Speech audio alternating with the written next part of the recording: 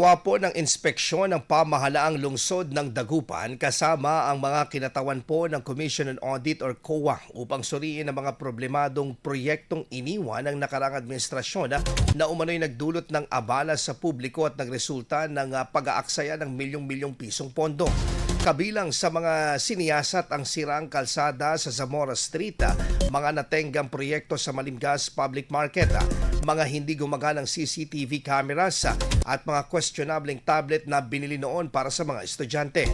Ayon kay Dagupan City Mayor Belen Fernandez, layunin ng inspeksyon na mabigyan ng malinaw na pagsusuri ang mga proyekto at matulungan ng COA ang lungsod sa pagtukoy ng pananagutan at pagbawi ng pondong maaaring nasayang.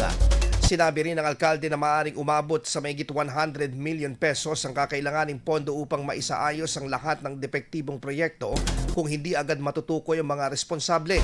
Kasabay nito, muling iginiit ng lokal na pamahalaan ang panawagan ni DPWH Secretary Vince Dizon na finish the unfinished upang maresolba ang mga problemang minana mula sa nakaraang administrasyon. Magpapatuloy naman ang inspeksyon at pagmumonitor ng pamahalaang lungsod upang matiyaka ang pananagutan ng mga sangkot at mapangalagaan ang pondo ng mamamayan ng Dagupan.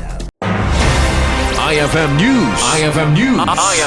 IFM News.